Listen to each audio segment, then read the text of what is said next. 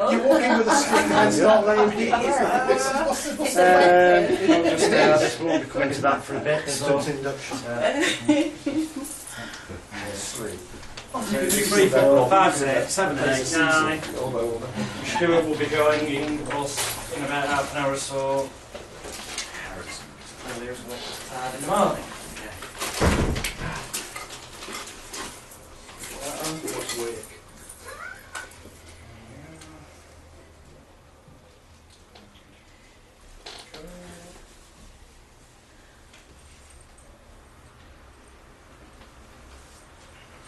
Right, good morning everybody. Good morning. Right, let's get the boring bits out of the way, which I have to, by law, run through. You all came in through that main door up front. In the case of a fire, that is the nearest exit. And given that there is only one door here, through that door, although obviously if there was a fire in front of that door, grab a chair and smash the window through. I'm not sure that's quite how I'm supposed to tell you, but it does mean that I've now complied to health and safety laws. The toilets, you go out this door, just literally around the corner, down past where the crystals are on the stand at the side. Ladies to the left, gents to the right. Brews, I think you're pretty much saw where they were. We will be having regular, just as you come in the door where the counter is there, there's a brewing area. We will be having regular legs sort of every hour and 15 minutes so you can stretch your legs. Those people that currently still smoke can go for a cig. You can go to the toilet, shoot up, but don't tell me. I don't know. Whatever particular vice you have, you can use the breaks for. Everyone's probably aware that you do take away a certain number of DVDs at the end of this weekend. I will give you them tomorrow. I don't want you to have to do bloody carrying them around, or if you've got laptops with you sitting down tonight and starting to look at them and seeing stuff that doesn't make sense because we haven't covered it till tomorrow's, something like that. I think that pretty much covers everything except just so that it saves time asking people individually, have we got anyone in the room who's got schizophrenia? No, not that you're aware of, that's good.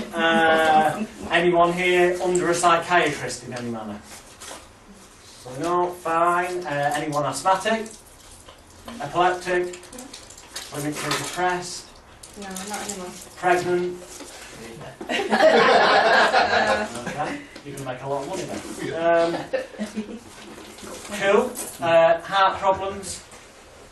No, everyone's good to go then. It's just that by law, it's more stage hypnosis related, that the law says that I need to run those things past you, but I figure if I cover it anyway in this environment, it covers me.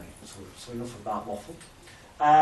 Right, I need to know, or rather we all need to know each other, because hopefully as the day goes on the weekend you're going to get to know each other and keep in touch, and at the end of the weekend keep in contact and give each other a kick up the arse to put into use the stuff that we're going to cover this weekend, because it's all well and good me showing you techniques, but if you don't go away and actually use them, because I can't be there 24 hours a day afterwards with you, then what's the bloody point, frankly? So I'm guessing, show of hands, I'm guessing, everyone has different reasons for coming, but I'm guessing that, well, let's find out. Who's already involved in this industry?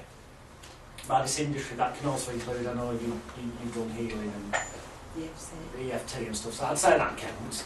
So, yeah. Who isn't already involved, but intends to be in some manner? Cool, so that's covered us all. So I suppose the only other question is, who's here, as well as wanting to learn the techniques to use for other people, who would like to be able to use certain elements of those techniques for themselves? Alright, cool. Pretty much. Alright, we're all singing off the same hymn sheet, which makes it a lot easier, so I don't have to explain things in 3 different manners as we're going along. Cool. If you haven't got any questions as we're going along, if I'm doing a demo and I've got somebody up at the front, please leave the question until I finish doing whatever I may be doing at that moment in time with the person at the front.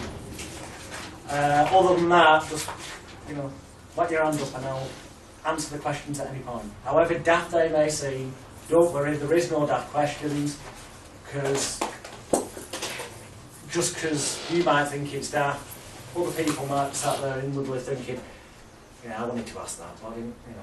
But as the weekend goes on and you get to know each other, hopefully you'll not be bothered about asking those kinds of questions. So, speaking of getting to know each other, so we all know who each other is, and then hopefully this evening there is the opportunity, we'll probably be going for a bite to eat if you want to join us, to socialise and what have you, that will be cool. Let's start this side of the room, briefly who you are, what your background is, and what you're up to this weekend. We'll start with you. My name is Robert Temple. I'm a full-time hypnotist. I got into it when I was 14, began working as a stage hypnotist when I was 16, which was 7 years ago. Or it will be in 2 weeks. And then, Hope for his birthday then. and then I started doing hypnotherapy when I was about 17, and just done it all full-time ever since, really. So I'm here to... I've never been on any of Alex's actual hypnotherapy training, just the stage stuff. So I've just come along to see what's going on, really. Well, and really, he's come so we can come for the meal and drinks. If you're honest. And the piss up with yours tonight. Yeah. Clive. I'm Clive Wright. I used to do therapy. Well, pretty much stopped smoking therapy. I got a bit bored of it. Found out I can make a lot more money trading Forex. So, All right. Okay. so yeah, I do that at the moment because it only takes me about 2 hours a day. Gives me lots of free time. But I use most NLP and sort of mind techniques on myself, you know, which drastically improved my life. You know, I used to be sort of very introverted, very quiet, and also had loads of problems which I've got rid of. Obviously, I want to use some more of the techniques because I like meeting women and I go out. Honesty. That's good. Yeah. Already pretty good at it anyway, but obviously some of the nice tricks that you can show women are absolutely superb when you wow. But it also gets over the fact that I'm a fat fucker, pardon my French. I'm sure there'll be worse language than that this week. Yeah. Cool. Mark? Hello, I'm Mark. I was a historian of medicine, and then I got into sales. I actually studied history of healing by touch and the sort of 18th century transformations into magnetic healing and then later mesmerism and so on and so forth, and lectured on that at university. Moved into sales, as I said. Then about 2 months ago I got hit by a lorry on the motorway and changed my life in certain ways, and I'm so unbearably grateful for being alive that I've suddenly decided to invest in myself and explore some sort of, deeper meanings of things. So hence I'm here for the NLP, CMT, clinical hypnotherapy, and I'm thinking of becoming a part-time rapper. So Don't put me danger. Tremendous. Elaine? Basically my background prior to 7 years ago was sales, marketing. I've been searching all my life, and I knew I wanted to help people, so I've moved into various things. I got involved in training, development, worked for big companies, small companies. I was also used to work for Business Link and Chamber of Commerce, so networking events and involved in small business needs and looking at needs analysis and that type of thing. So lots of different things, and then 7 years, basically 1992, I had a car accident, a severe one, and doctors didn't believe me because I thought, like now, look so well that actually there's nothing wrong with you, but it actually turned out I'd got like a broken neck, spinal cord injury, and so last 7 years basically I've been bedbound, I've had several operations, and I've nearly died several times during the operations, and afterwards I've been paralysed from the neck down, and obviously there's been lots of issues that face you during that time. So just as well I'm headstrong, so it's helped me, and also this really strong need to knowing that, hey, I'm alive, however I end up, I'm going to help people, and that's my purpose here. And I've been wanting to get involved in this business more. I've been helping people more and more when I've been able to. People basically knocking on my door and saying help. So had some good, some really good, I've had some really good results with EFT and and healing, but just want to take it as far as I can now, and because I've only just recently had another operation and been paralysed again back in February, so I'm still in recovery process at the moment, and so I want to sort of, while I've got the opportunity, I'm obviously rehabilitating, to do as much as I can training now and move forward, because I see myself out there. I don't see myself in bed being disabled all the time, although the doctors have told me I will never get better, I will never walk. I've proven completely wrong, and it just shows how strong the mind is. Cool. I'm so grateful to be here, same as Mark. Nice one. I'm Gordon Clark. I'm an oil and gas engineer during the day. That explains your email address. Yeah, that's what it's and I do Swedish massage, sports massage, EFT on an evening and sort of weekends. So this is another string to the whole bow. Cool. And hopefully that will take over and I'll have an easy job. Oh, so you're looking to move into it more? Yeah. Yeah. Cool. Brilliant. Stan? I was taken into an hypnotherapist when I was 13, which is nearly 50 years ago, and it changed my life. And in those days, 50 years ago, you couldn't. I was interested. I did a lot of reading at the time, but you couldn't do anything because nobody took you seriously 50 years ago. You didn't come out your time as an apprentice till you was 21, 22. So I just went down life's highways and byways, and took very early retirement 11 years ago. And then about 5-6 years ago, I happened to see a course at the time while I was in Spain, so I did that, and I now work as an hypnotherapist. Cool. Right. Well, I've been wanting to do this for a long time, as you know. I've had many different jobs since leaving school, which not a lot, but I'm a full-time mum still. But I want to do it because I want to help people. Like, it's helped me with my confidence and getting over panic attacks and stuff like that. I want to do it to help my dad, because he's got cancer at the moment, and yes, he says he is positive, but you still know there's that little bit of negativeness there. And just, I've got people asking me left, right and centre, when will you qualify, because I want your help, and I just want to go out there and help people, because yeah, it makes me feel better that I've helped someone who was in the same situation as me, in a worse situation as me, and I've got quite a passion for it, and it's the only thing I've had quite a passion for since leaving school. And I want to get my ass out there and get it done. Elaine. No, sorry. Kim. Elaine's over there. I'm doing better than I normally do. You've got to teach us to remember names as well. My name's Kim. I currently work in substance abuse with crack cocaine using clients. That's kind of half the week at the moment. Half the week I'm a trainer, and I'm just going to move into becoming a trainer full time, kind of within my field. So it's like delivering training on mind mapping, stuff like that. Yeah, I've been a bit of a girl in my time. I don't know if I want to go too much into some of that stuff. But Tell us tonight. yeah. I mean, I identify with the road traffic accident stuff. I got hit by a double-decker bus about 11 years ago. So yeah, I don't know if there's a theme going on here. So many people in one room. I know why you're driving now. Yeah. That's not why you're driving. Well, yeah, you know who not to cross the road with tonight, I suppose. But They say it comes in threes though. So. yeah, so It's alright, we're all here. yeah, maybe we can stay out. Yeah, done.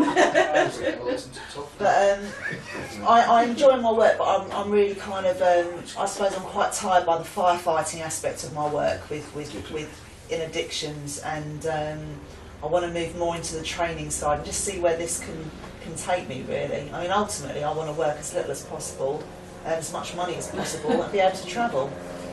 You know, and so far I've been able to do that. I spend about 3-4 months in India every year, but that's only because I sacrifice a lot while I'm here, and I just want to have that.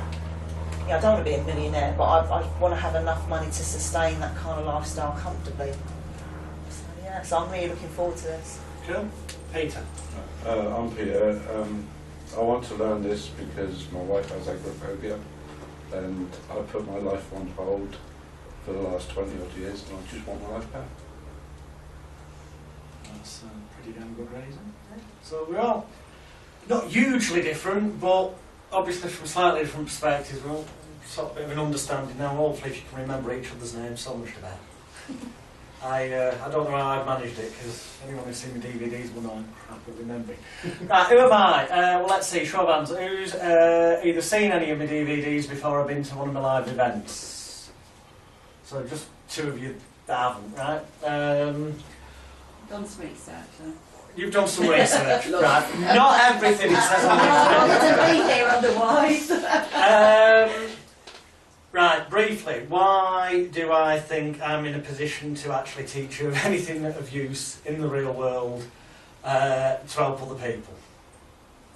I was born on a circus. I'll try and keep this as short as possible. I was born on a circus, family show business background. At the age of 3.5, I was Britain's youngest paid professional circus clown in the Guinness Book of Records, which was all well and good when we were travelling with the circus, because other people on the circus treat you as a member of the circus. When my mum decided, who didn't come from a show business background, that she wanted to, have more stability for me, and she insisted to my dad that she was going getting a house and he could carry on travelling with the circus, but I'd only be going in summer holidays and this, that, the other. I didn't exactly fit in at school, shall we say. Especially not when the Daily Mirror was showing up at school when I'm 5, 6 and taking photographs of me dressed up as a clown, and it's appearing in the national press the next day, and so I got bullied for that. I also got bullied because, believe it or not, I've got ginger hair. And in those regards, my life was, I did intend to kill myself several times when I was younger, figuring that if I laid at night in the busiest main road in Heywood, that nowhere on this planet is a vehicle going to be out of stopping time. Job done.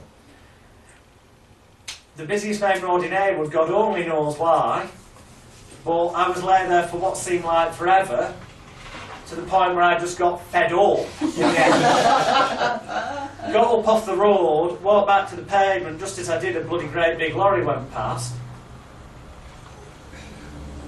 God knows what that was all about, but anyway, I'm still here. I have been there and done that in so much as I've been married, been divorced. I've been engaged several times and discovered the partner in bed with other people.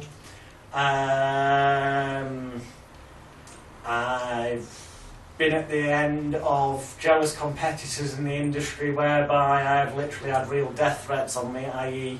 if it wasn't for the fact that I happen to be, it's not something to be proud of, but related to certain members of the underworld in this country, I would be dead, rather than the individual in question having got visited and told to leave me alone.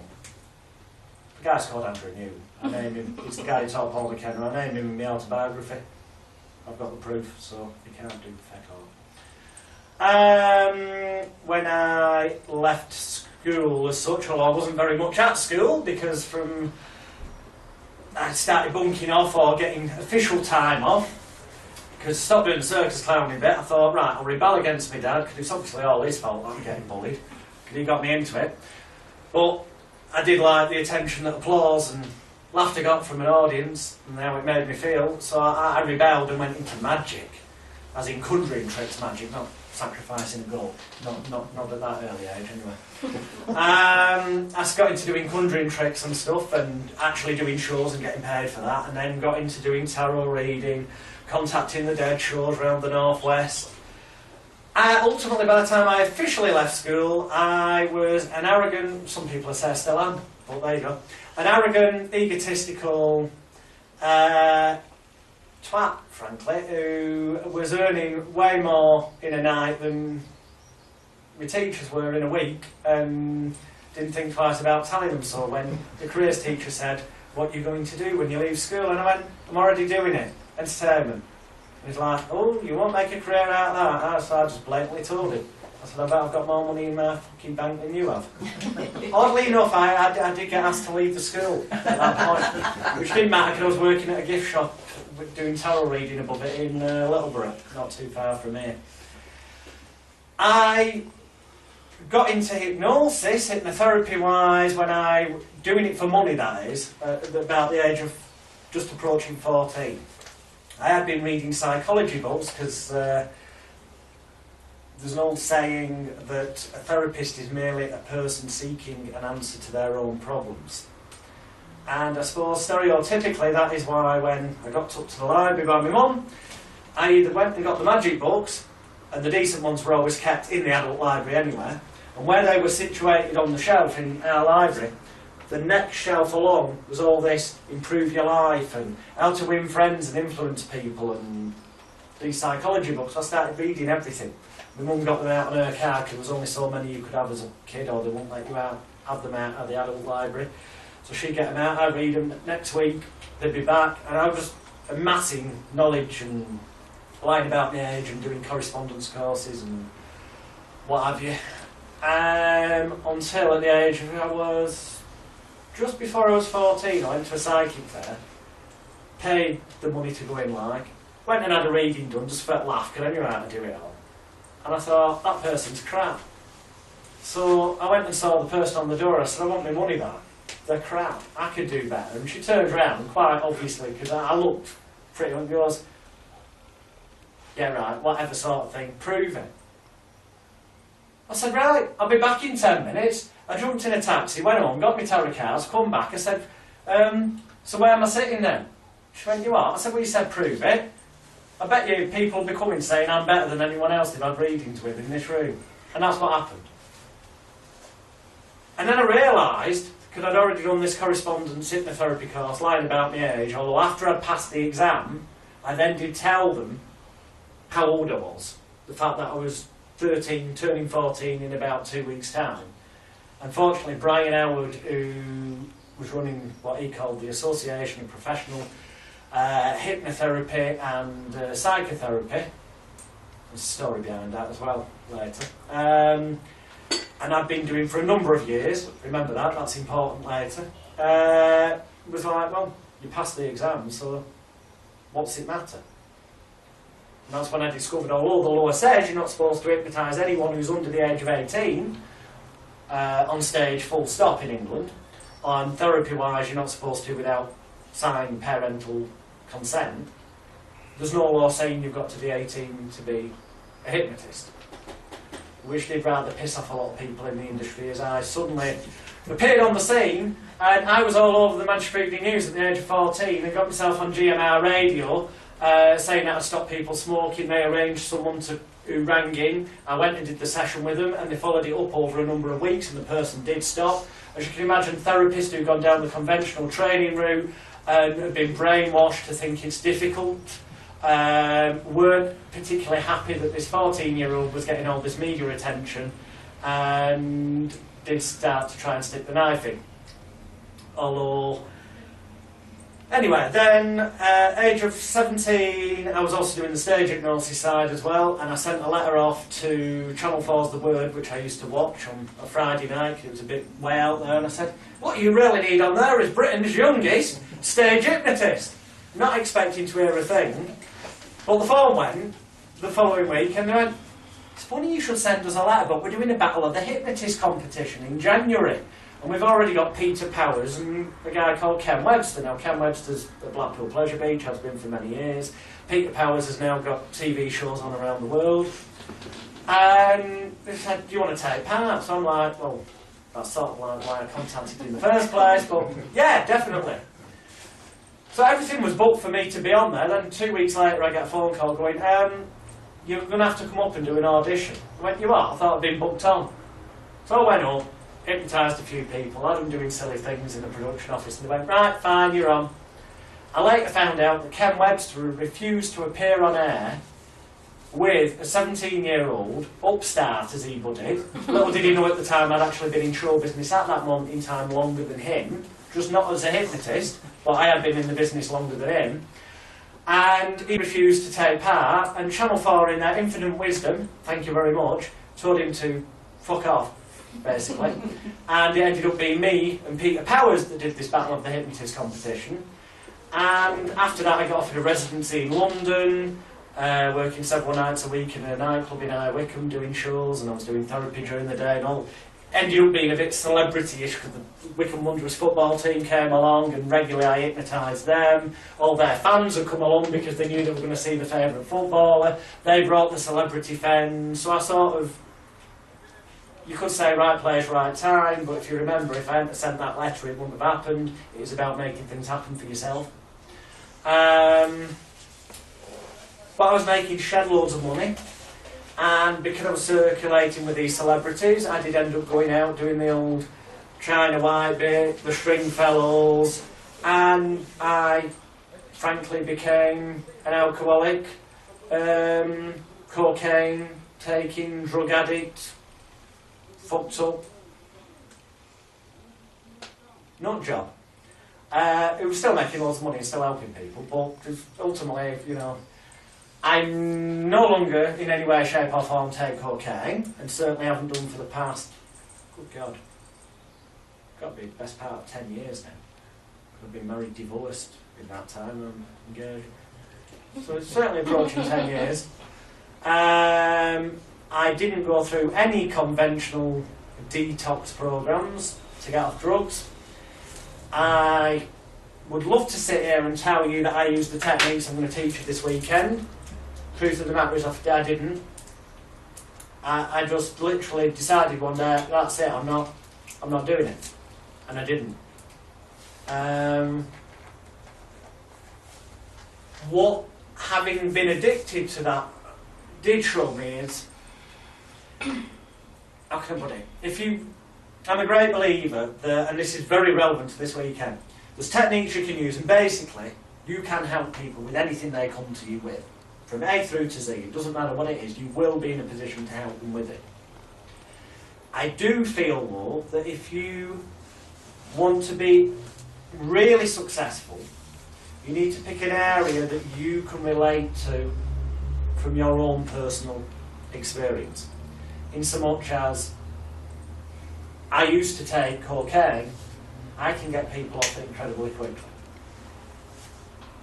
Because although everyone has slightly different experiences, there are lots of generalities that anyone who has taken cocaine will instantly be able to talk in those terms that someone who is currently using it is immediately, they call it rapport, going to be like, this person knows where I'm coming from.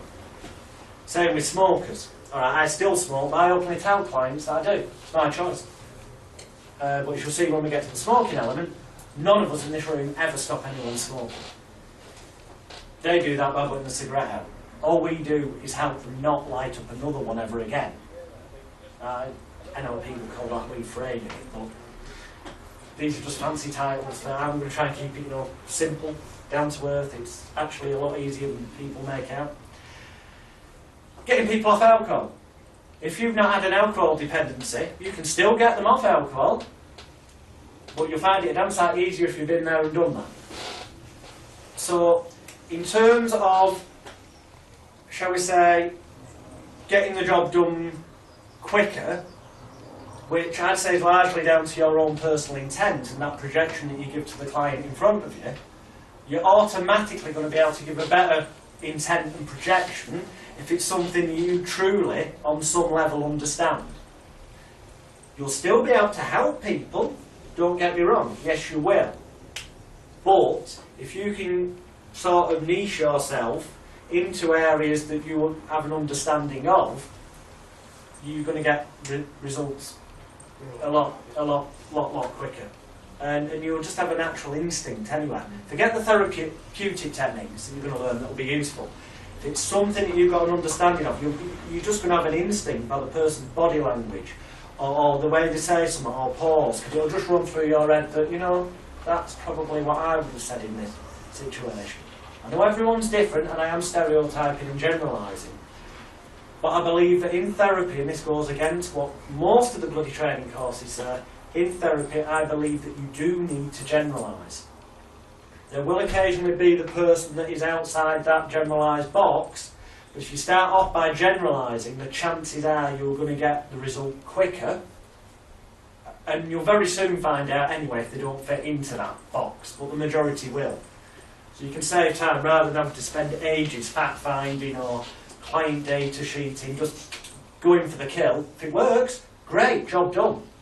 If it doesn't, you've still not really used up any more time than you would have done wasting it the other. It will still be quicker. And it is all about results. So yeah, I won't say too much more because it gets quite graphic, but it's all in my autobiography. That's on one of the discs that you'll take away. I have been involved in the porn industry. In some regards, I have been involved. I have done time in prison for a backfired publicity stunt. Admittedly, not as some people make out on the internet, but I've been there. So if I get a client in front of me who's done time, I can sort of relate a bit. Albeit I was only inside for 6 weeks, but believe me, it was long enough to get the idea of what it's about. I won't be going back there. So, a lot of this is about bringing to the table what you've already experienced in life. Good, bad or indifferent. Elements of it all. That is why ultimately I would say, and this will go against, well, let's make this clear. Those of you who are already doing therapy or have already done training or have already learned a certain modality, whether that be EFT, healing, hypnotherapy, NLP, whatever name it's been given, I guarantee this weekend I will say some things that will probably offend you, piss you off, possibly even upset you, hopefully make you angry at some points, because hopefully if they make you angry then you'll actually start examining the reasons why inside. And that's not because I'm purposely wanting to be a controversial git and use the shocking training approach, although an element of it is that, I'll be honest with you. It's because frankly I truly, honestly, genuinely, sincerely believe the vast majority of therapists out there are brainwashed fucking idiots, and the vast majority of hypnotherapy, NLP, whatever modality you call it, trainers, are brainwashed fucking idiots who frankly haven't got a clue about what they're doing. They can get results, but they don't understand why they're getting the results. It's because they've been brainwashed to believe if you do this process, this is what... No, it fucking isn't. It's a lot simpler than that. A trained chimpanzee could get equally effective therapeutic treatment results. The first thing I'm going to say to you, which is sort of going to... What's the fucking point for being here this weekend? Almost. But remember, even though I'm going to tell you these things, I'm then going to, as the weekend goes on, appear to, notice I say appear to, totally contradict myself by demonstrating things that appear to totally contradict what I've told you. Because even though, because in theory, if I was to tell you the secret to a magic trick and then show it you again, you should be able to spot out that magic trick's done. So it shouldn't be as impressive, so it shouldn't really work. But with the trick that is the con game of hypnotherapy, when you are shown how and why it works, the irony of it is, it still works. Even though you know that it's 99% bullshit. And there's no real way I can put that in words in an understandable sense. It is literally this weird paradox that even though you will come to realise it's complete and utter bollocks, the vast majority of it, it will still work because of the way we're wired up. It's about the way we are just naturally wired up as human beings. But the first, the biggest, most important, 99% of it all, no, let's say 90%. I actually think it's 99, but otherwise we won't have any room for the other percentages. I'm just making these figures up basically. So, is placebo. The placebo effect. What is the placebo effect? Well, we could be here all weekend debating that, but my way of looking at it is that when they test so-called conventional medicines, they do double-blind, or at least the proper tests do double-blind studies, which essentially means there'll be a group of people that are getting the apparent drug that's supposed to have some sort of chemical property. There'll be a group of people that get that, but actually are under the impression it's a placebo, and there'll be a group of people that get a placebo under the impression that it's the drug, and the results are compared.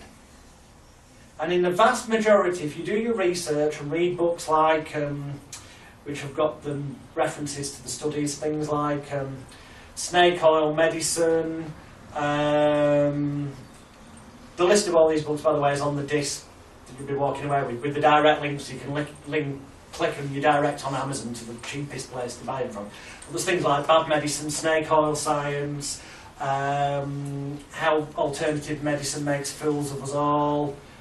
There's a list of about 8 books. And if you ever wish to read any books or look into any of this any further when you leave here, don't go wasting money on hypnotherapy books. Buy the books on that list. Learn to understand the placebo effect fully, and you'll never need a course. You'll be able to make up whatever contrived bullshit you want. It could be called sticking bits of celery up your nose therapy. But if you do it in the correct manner, it will work for the client. And it's those building blocks that I'm hopefully going to show you before the morning break and before lunch, so that this afternoon, when I actually demonstrate and cure some of you, you're supposed to use the word cure, but you're not allowed in your advertising. Fuck it, I do on my website. Let trading standards come to me. But the thing is, if you're claiming to do something, you're going to be able to prove it. Now, the fact that I offer a full money back guarantee anywhere means no one can really ever go to trading standards. So, fuck what they'll all say.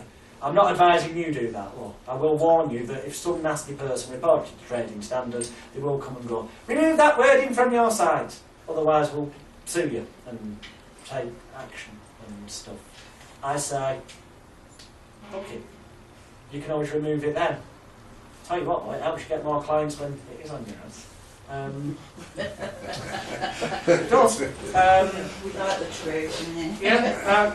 Believe me, I'll tell you, this is how I've earned my living on the therapy side for the past 20, come August, it'll be 21 years. I'm getting old. Be honest with you, it's bullshit. So, they do that, they've done these tests, the vast majority of them, you'll see, I'm not going to go into all the studies, the links are on there, in those books, you can tap them in the net, they're in the public domain, you can look at them. The fact is, in the vast majority of occasions, practically all, the placebo, i.e. the thing that's nothing more than a sugar pill, works better or equally as good as the thing that's being clinically tested. I've Yeah. looked at loads because I'm in so much pain. I've looked at loads of different studies and to see what would work, and yeah, I can't completely believe what you say. Now, some of them will juggle the statistical findings so that it sounds as if the chemical drug did better. But when you dig deeper, and believe me I have, and that list of books you've got on the disc, if you look at them, and then, as I would advise you to, don't take that author's word as being correct. Do what I did, go on the internet, find the public records, download them, go and cross-reference them, and see for yourself with your own eyes. Don't believe anything anyone ever tells you. Find it out for yourself. But I came to the conclusion, and I suspect you will when you look at that evidence, that all fucking medicine is bollocks. I'm not about cutting people open, but you know what? When you look into this, arguably a lot of operations are nothing more than a placebo. They may physically remove something from you, but studies have shown it wouldn't matter whether they did or they didn't.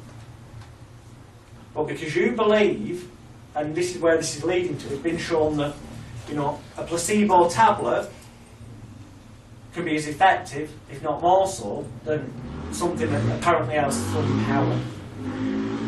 A coloured placebo tablet that say orange will be more successful than one that's white. And one that's a capsule rather than a tablet will be more effective than the tablet. Studies have shown then that more effective than just being a capsule, one that is, say, half orange one side and half blue the other, two different colours, is perceived as being even more woo, and studies have shown that that will work even better than capsules that are just one colour, and better than tablets that are two colour, or tablets that... It's been shown that, you know, actually someone feeling something physical occur to them, whether that is needles being prodded into them, call it acupuncture, or whether that be them actually getting cut and an internal operation occurring, is more effective even when there's no reason for that to be done, just because the level of importance that as human beings the mind attaches to that, what we know to be a placebo. But even though we know it's a placebo, even when you know that, the irony of it is the studies show that it's still, and this is the scary, bizarre thing, when they've then done studies where they've added another group, so there's the group with the so-called genuine drug, there's the group that's told they've got a placebo but they've actually got the drug, there's the group that's told they've got the drug but they've got a placebo, and then they give the other group a placebo and tell them it's a placebo. The group that's been told it's a placebo actually got better than all the other three groups. And this had happened consistently in studies. You can check this out for yourself. I'm not, you know, I could spend a week going through these studies. Suffice to say, the list's on the dish you walk away with. You can check it out for yourself, come to your own conclusions. But even when you know it's a placebo and fundamentally does nothing, it still works. Which is as close as I can get to explaining what I was on about, that even though I'm going to give you these building blocks, when we come to use these techniques after the morning break, they'll still work. And I can't explain it any better than that particular paradox of it all, because it's just, that's how it is. All that matters is that it does work. Now, to make it more effective, okay, in terms of tablets, yes, it's better if it's a coloured one, but it's better if it's a capsule, it's better if it's a two-colour one, you know. Oh yeah, and then there's the repetition factor. If they were told that they had to take those tablets twice a day, it was better than if they were told once. If they were told it was 3 times a day, it worked better than if they were told it was twice, because of repetition, or anchoring as they would call it in NLP. Hopefully you'll learn all the winky-wanky NLP terms over the weekend. It's just that you'll actually know what they mean rather than what some jumped-up wanker that's done an NLP training course and then his master prac and then his trainer's trainer and never treated any clients in the real world and then just walked out and started doing NLP courses, tells you. So yeah, where was I there? It's... Well, yeah, the next word really is, I'd say, ritual and repetition. Because, as I say, the tablets, they found, they're told to take them 3 times a day rather than 2. They work better. 2's better than 1. So obviously, ideally, so far, it's 3 times a day, the tablet, and it's a capsule that's multicoloured. So you've got your repetition there, and it's partly a ritual. The people have got to focus on remembering to take the tablet at the right time, which, if you like, you could say is reminding them that they've got to take, you know, that the reason why they're taking that tablet is, if you like, a suggestion, a non-verbal suggestion that that tablet is going to get them better, and each time, so repetition, the more often they take the tablets, the more they're getting that non-verbal suggestion. Yeah? Now, they also found that if they then put on the labels for tablets something like must be taken with or after food, This is adding another level of importance, that's a good word, importance to the repetitive ritual. Okay? Now, I know some of you probably sat there thinking, this is fucking obvious. And for the last time, I'll say I apologise if any of this insults your intelligence. But I feel it's very important that you understand certainly where I'm coming from, and I believe, honestly, the reason why any form of so-called... Can I just say, when you mentioned about acupuncture, I've actually had a treatment of acupuncture for weight loss. It was supposed to get my metabolism up and running again, and I think I did it for about a 2-3 month treatment course, and it didn't work. Whereas I know it's supposed to help. I mean, it helped relax me. Yeah, well, but it didn't do what it was supposed to do. Studies show that it's nothing more than a placebo. In fact, if you read the books on the list, there is no alternative or complementary medicine out there that operates as well as or better than a placebo, because they are all placebos.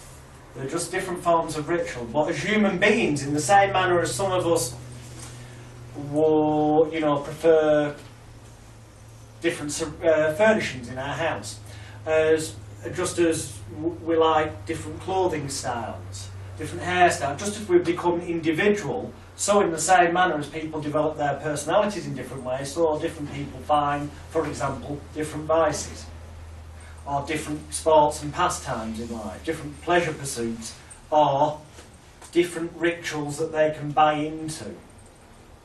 What about energy? You know, the fact everything's made of energy. Right. Well, we'll come to energy in a minute, because that's a slightly... This is where I start upsetting people, but probably from two angles. Those people who've seen loads of my seminars will think, is Royal losing the plot slightly? And those that already believe in energy will say, what a cunt. Because I'll be honest, I'm a trained acupuncturist. No. Auricular acupuncturist, right. And at times I'm giving clients acupuncture and it's really busy, I've got clients to see, blah blah blah, everything's going on, and you look at all the points in the ear, and there's no way on God's green earth I'm hitting those certain points every time in that client. There just isn't. So it doesn't matter where you yeah. Your intent, yeah. Your intent, and that's another word, but your intent's there, yeah. The ritual's happening, that level of importance that's attached to it's there. Yeah. And I'll be telling them what point I'm hitting, even their belief. Yeah. Well, therefore, they've got no reason not to believe, because you're the perceived expert, so therefore, you're the authority figure in that situation, and we are conditioned from birth to believe and respond and react to authority figures. So all this is all already going on. But yeah, they have done say it doesn't matter where you prod somebody, it's just as effective as if it's directly where it says on the chart, which is bollocks anyway, because there's like about, I know of at least 6 different formations of charts, and they all argue with each other which one's right. There's supposed to be over 2,000 points in the year, Yeah. and it's like to say that every single time I'm hitting 5 specific points. Yeah. It's not happening. Yeah. It's not happening. But the client, a vast number of times, will get the result that they desire.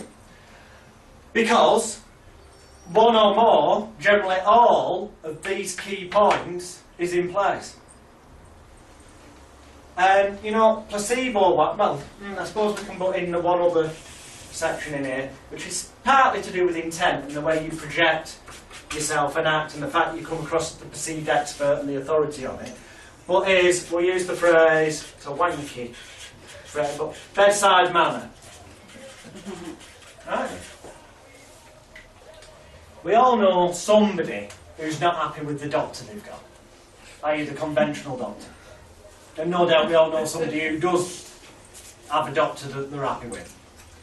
When you examine it, the key difference seems to be some doctors, and I'm not saying it's their fault, there's funding in it, but the bottom line is, some doctors will ask the patient, get some details, listen, appear to be caring. I keep using the words appear, but you know, appear to be caring, so they've built up rapport. Means being friendly and listening. So the, you know, the patient offloads the shit, whatever it may be, and the doctor, because he's the expert. Yes, we'll give you that. Take them and I'm sure you'll be fine. If not, come back and see me in 2 weeks. That's the ideal scenario. The person feels they've got attention, a bit of time, they feel like a valuable human being, it's good for their ego, they've got some personal attention, the experts told them everything's going to be okay. In NLP they call it future pacing, the fact that the doctor's gone, you know, take these and you will be better within 2 weeks. If for some reason you're not, come back and see me. He's got to do that to cover himself legally. But the positive suggestion's got in there that you will be better within 2 weeks. But make sure you finish all the tablets. Even though you'll feel better before then, which is future pacing that they're going to be better before the end of the 2 weeks. But he's making sure that they stick to that ritual, the repetitive ritual, and giving it importance. So, which makes the placebo kick in. And he's already given them a nice bedside manner, listen to them. Therefore they, you know, get the positive intent, they believe in that authority figure, that expert. All of this links together, it doesn't matter what the context is. When you come to this understanding yourself, it will give you more confidence that what you're going to do for your clients will work. So when you've got more confidence in that, you will naturally be giving more of a positive intent, because you'll have faith in the fact that this will work. The fact that you know it's for these reasons rather than whatever is irrelevant. It's about getting the end result and helping the person. And even though you know all these things, you'll still be able to use these techniques on yourself, and they'll still work if you want them to. I know it's just a paradox, which sadly it's going to always remain one, but that is the case. Does it undermine the belief if you say, if it doesn't work, come back in a fortnight? Well, to a level, it is, yeah. Unfortunately, doctors are in a position where they've got to legally, duty of care. But you wouldn't say we should say that. If as therapists, ideally, it depends how you're advertising yourself, but the way I advertise myself is, you know, your problem will be solved in one session. Money back guarantee. Now, if I get someone who's addicted to coke contacting me, the truth is I will say to them, look, this is a bit different. It is going to be at least 2 sessions with a couple of weeks break in between. Purely, that'll make more sense over the weekend because I want them to be accountable. It's all about gravity, level of the situation. That will fall into place as we go along.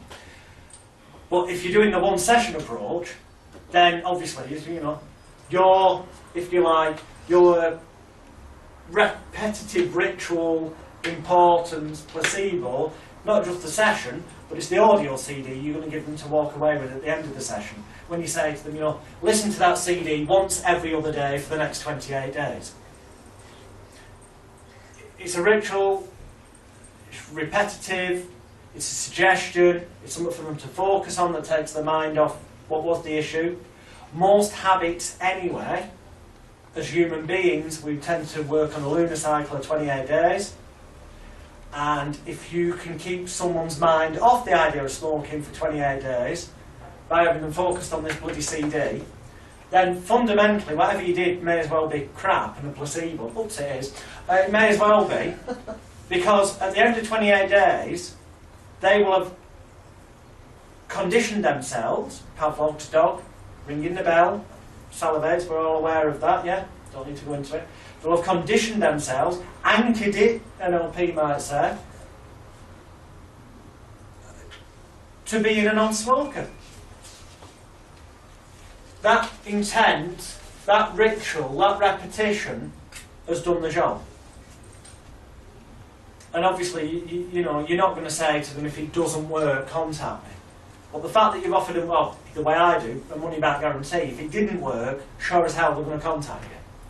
But if they do, you 9 times out of 10 don't need to give them a refund anyway. And it's legal.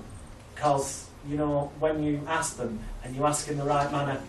So, yeah, when did you last listen to the CD? And you hear them go, well, they've lost it, they've put coffee on it, the dog's eaten it, or, you know, they haven't done what they entered into a therapeutic contract and agreed to do, so you're not legally liable to give them a refund.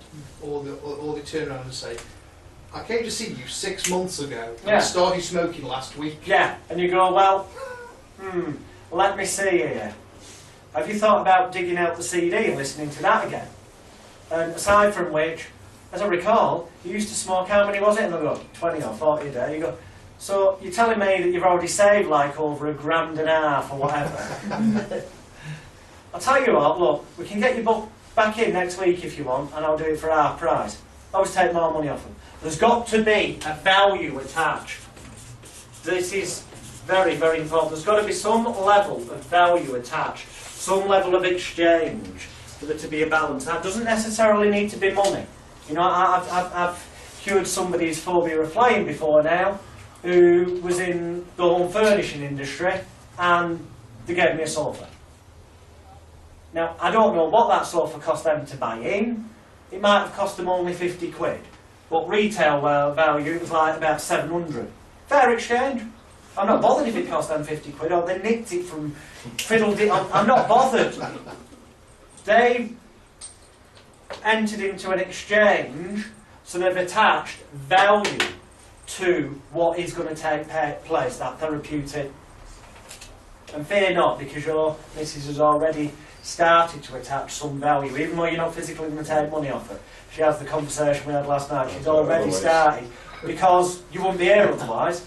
You know, she did turn around and go, we're not spending that money on a course, you're here. So she has, even though you're not going to take money off her when you come to do it. There is already that element in place. All of these are already going on. And the higher the therapy cost, the more you charge, the better. Yes, the more you charge, the easier it is to get that end result. Or the bigger the perceived exchanges, relatively speaking. Because, you know, someone who's perhaps on sickness benefit, to them forking out 100 quid could have the same psychological value as a rich businessman forking out a few grand. It's all context and common sense related, but yeah, the more perceived to that person's situation value that's been attached to this, the more commitment ultimately, it's a lovely word, that's what it is, the more commitment they are actually, I might write these on it because you can't read them anyway. I'm just excited I get into it. The more, but it reminds me to say again, the more commitment they will have to that process. You know, if you're, I just can't for the life of me understand why there's therapists out there who well, I can because they're probably wanting to pay the mortgage, but who will charge like 60, 80 quid to stop people smoking. Yeah. Bags are like over a £5 a pack these days. Right? 10 packs, 50 quid. Well, even if a person only smokes 20 a day, that's 5, 10, 15, 20, 25, 30, 35 quid in a week.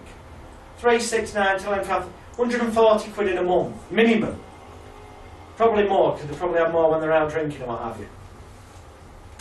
You're charging them less than what they spend in 1 month on... Fuck off. That's not really attaching value. I charge a minimum of 200. I say a minimum because it says from 250 quid on my website. Prices may vary according on location, the issue in hand, and various other bullshit that I've got on there. So that if I feel, you know, if I find out I'm talking to someone who's the director of a multi-million-pound company, believe me, they're paying a damn sight more because it's got to have about, you know. I had one of the richest men in Greece come to me last year for therapy and brought his supermodel girlfriend. That doesn't give you many clues other than if you type in one of the richest men in Greece, supermodel girlfriend in Google, and there's not many results come up other than the person. But I'm not breaking any. I was just told I could say those key points that I just have. And I told him that the charge would be £1,500. Because I didn't realise how rich he was till I met him, but otherwise it would have been more. It didn't actually matter because I normally only accept cash, but I thought he'd be good for credit, this guy, so I said, yeah, check's fine when he came to pay.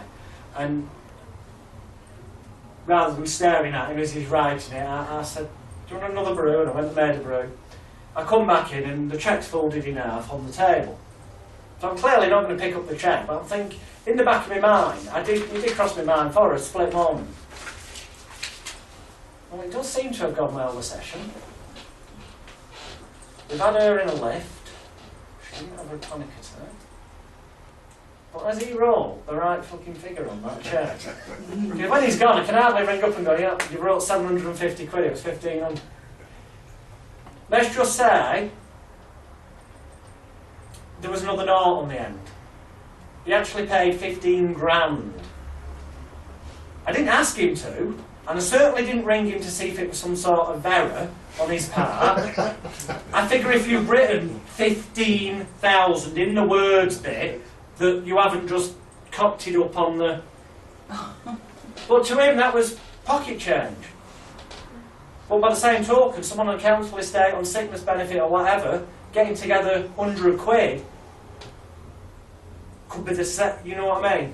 So it's all about, there's a lot of this that's context. If you're going to be doing it for money, it's about what is the market you're marketing to. Fine, charging somebody 60 quid to stop them smoking. I could almost go with the argument that that's fine if you're targeting and advertising to an area that's not got much money.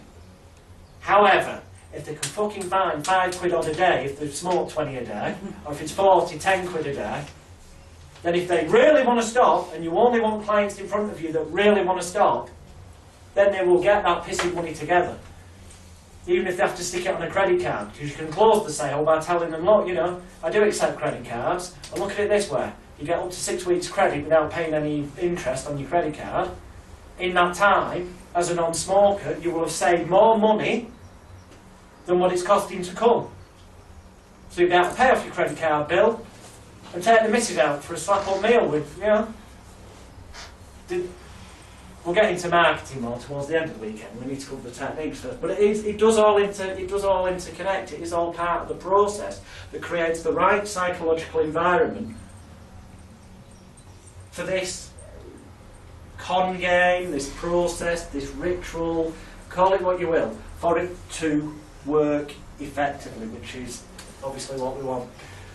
So yeah, placebo, value attached, commitment, bedside manner, ritual repetition, importance. Those things I threw in as we went along, like the doctor saying, as a therapist, you know, when they go there, you could say to them, don't say contact me if it doesn't work, that's a negative suggestion.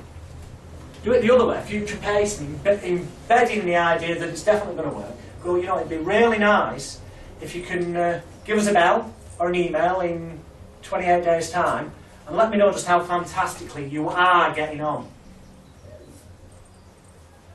And I'm overemphasising that way I said it there. I wouldn't do it quite that emphasised, but it's what they call an embedded command in NLP. It's that, so that the brain, you know, tell me how well you are, slight voice tone change, getting on. So it's giving them the suggestion, and future pace, as they call it in NLP, to give them the idea that that is what will happen. So they're focused on that. That's fine, because that's all in the process. Is this all making sense so far? Any questions? Is it all? Yeah, you're right about saying about the language that you use. That young lady mentioned that she's involved in substance abuse. Mm-hmm. To me, that sounds misuse or whatever. Abuse is a PC well, going out in our field. Well, it's negative to me. For instance, Mother Teresa said that she would never go on an anti-war rally. She would go on a peace rally, yeah, but she would never go on an anti-war rally. Now, NLP calls that reframe. Correct, yeah. Putting things in a different context. It's the exact same thing, but it's just the way It's put across. You know, years ago, first in the 70s I signed on. We used to go to an unemployment benefit office. Yeah. Now it's a job centre and you get a job seekers allowance, don't you? You know, that's what, And you would think unemployment benefit office is like there's a benefit to being unemployed. That sort of sounds as though it would stop people from searching for jobs. So you'd think it'd be logical to have a job centre, more positive. Not fucking well, though, is it? That just shows it's all a complete crock of shit and a paradox. But no, generally speaking, where someone's got a motivation, that is, I suppose, another key element to it. When someone has got a motivation, or call it a goal, a dream, a desire, or call it a need, a want, a craving, but of a positive nature to achieve something, whatever that may be, it's always going to be easier for them than someone who's just like, the other half says I should do it. It's got to be coming from within them. So the value attached is demonstrating their motivation, their commitment, basically. Yeah. I don't know. Yeah, by taking that first step, but for themselves. Because you must in the substance area encounter so many people who don't really want to get off it.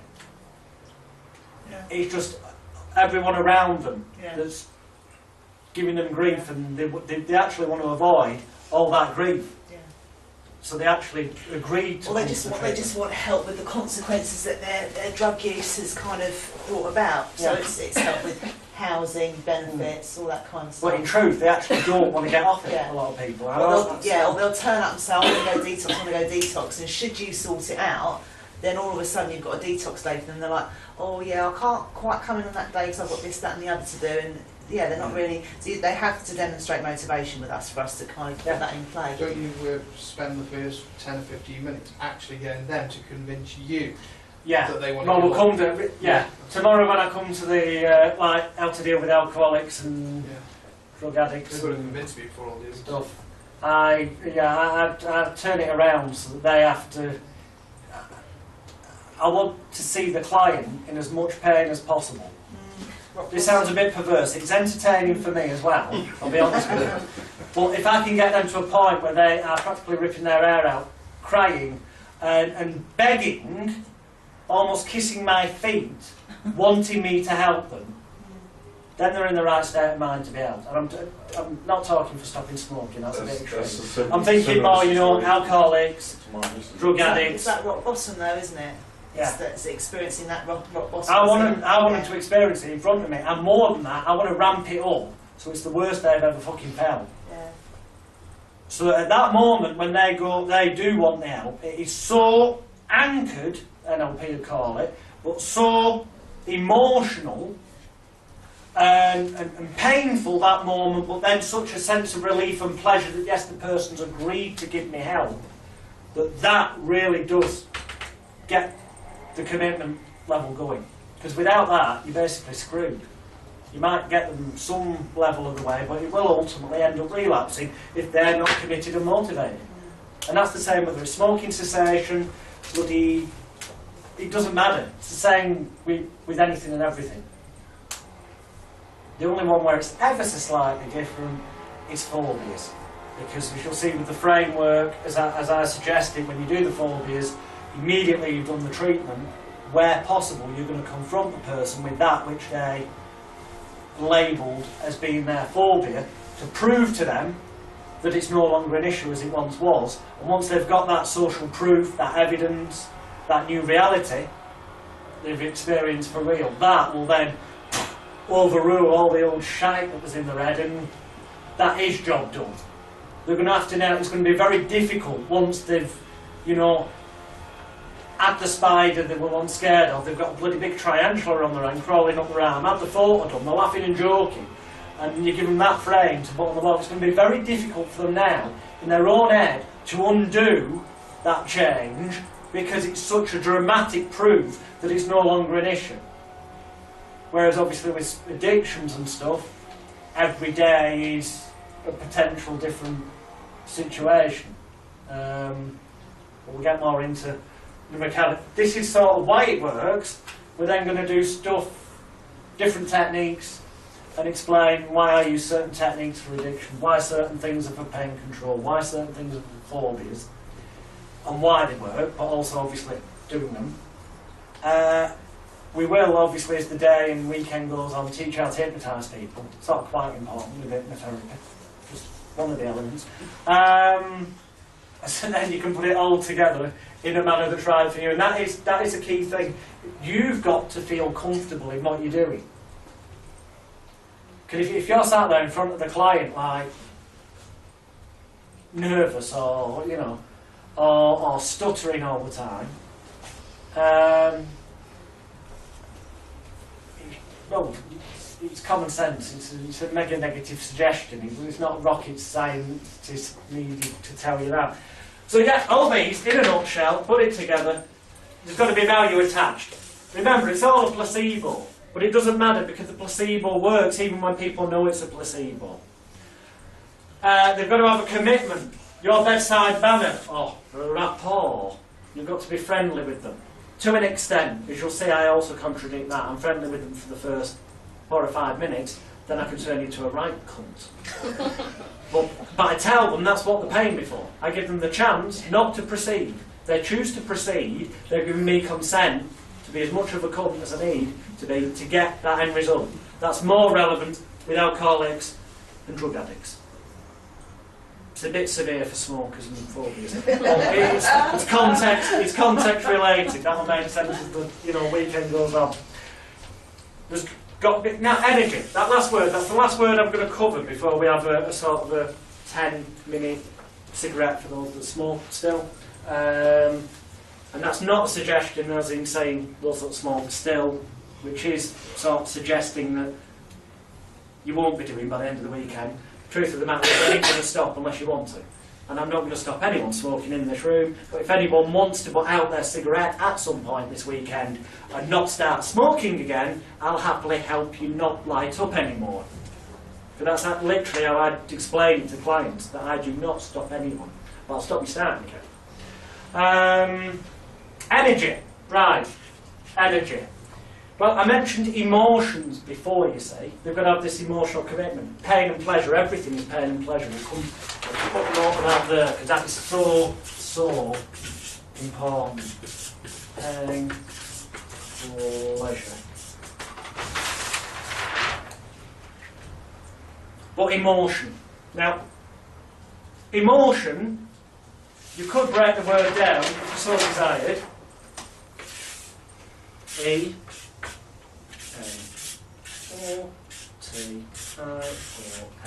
Emotion.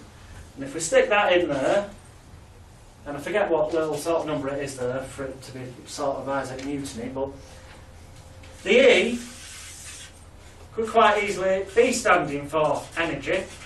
So what is a human emotion? It's energy in motion. Now, some people will buy into the mumbo-jumbo, we've got chi running around our bodies, and it's the misalignment of the meridians, and no offence to those that do EFT or acupuncture, but that's bollocks. Science more, I'm into. Science side. Right, well, scientifically, there's no evidence that there is any... Atoms. This, molecules. Yeah. But I am prepared to buy into it. It's again about your own self-belief as well, but I am prepared to buy into the idea of energy in healing is actually to do with the energy in motion, which is your emotions. Because any issue, problem, complaint, phobia, or addiction, whatever, on some level, there will be an emotional connection or disassociation, i.e. lack of connection, causing them to have that issue or causing them not to currently be able to do that which they desire to do. And part of your job, which becomes more clear as we go through stuff, is to identify whether it is they've got a negative or positive connection, whether it's negative or positive, that which they're not connected up. That'll make more sense, trust me, in a minute when we get to pain and pleasure. Finding out which way they're currently wired up is literally the way I'd say it, and through whichever techniques, ritual, repetition you use, although obviously I will demonstrate and suggest some I found to be particularly useful, changing the wires over. So what was once painful becomes pleasurable, what was once pleasurable becomes painful.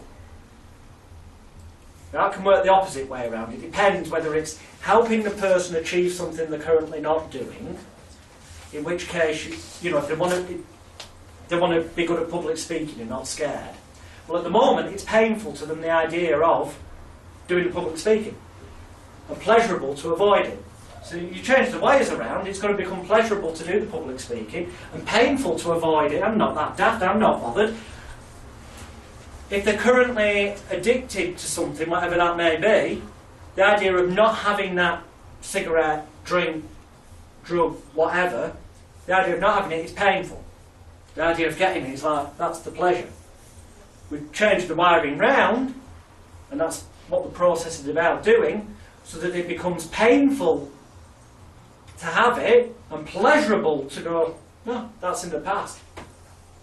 And that is ultimately what our job is. As, and this is going to sound like I'm getting a bit winky-wanky, and I really hate it, but as, and this is the only sort of new age shitey term that I agree with, because it's the closest to being honest. As, not therapists, but change workers. Because what we do is, I guess new agey termed as change work. But that is actually very honest. Because ultimately, as long as we can change something, whether that be a physical action, a psychological thought process, a belief system, from that which it currently is to something different, then a change will take place. Now you've got to be careful about how you make that change, because just because you made a change doesn't necessarily mean it's going to be a positive end result for the client. So you've got to, you know, be careful about what you do, and that this is relevant to that person's, you know, environment and preconceived ideas, notions, lifestyle and what have you. But if you change something on whatever level, automatically other things change. You can't not do. That's not mumbo jumbo, that's just a fact of life. So yeah, I'd say we are change workers. But you keep that in mind, that is actually the key. You could make up whatever session you're doing with the client there and then. You could suddenly, you know, it could suddenly enter your head that you tell them, you know, you need to do 5 press-ups now, that's brilliant, and now you need to lean against the wall with one hand, and now you need to tap yourself on your forehead, and you could just make it up. But if they attach value, belief and all those other things to it, and in that process you're also using suggestion, so that your repetition and conditioning is bringing them to the idea that it's now pleasurable not to do that they did, and painful to continue. Ultimately, because of the ritual, the belief, all of it will come together, and there will be a change. Because you've interrupted their pattern. NLP talks about pattern interrupts. We have conditioned forms of behaviour as human beings. If you do something unexpected, you're interrupting that pattern, so therefore that's a pattern interrupt. Like that, It's like pattern Is that part of the Pilates thing, about like a dog? Oh, I thought that was good. And on that canine heckling moment, we're just going to have a brief, well I say brief, sort of 15-minute maximum. So I don't know, what time do people make it on their watches now? 11:21. 11:21. What's the general consensus? We're about 11:21. I did set this too fast this morning then. So we'll go with that, and we'll say 25 to, please, back in here when we're actually going to teach you some of the techniques that, even though you know that they're made up of all these things, will still work. Even though you know that's what they're made up of and they're fundamentally worthless, they do have a level of worth because of the manner in which they're going to be done. And that's what we'll be doing with all of you, and on all of you, So you can actually put those things to work in whatever way is right for you in 15 minutes time. So grab yourself a brew, go to the loo, go outside if you want to see, get some fresh air, and we'll see you 25 minutes.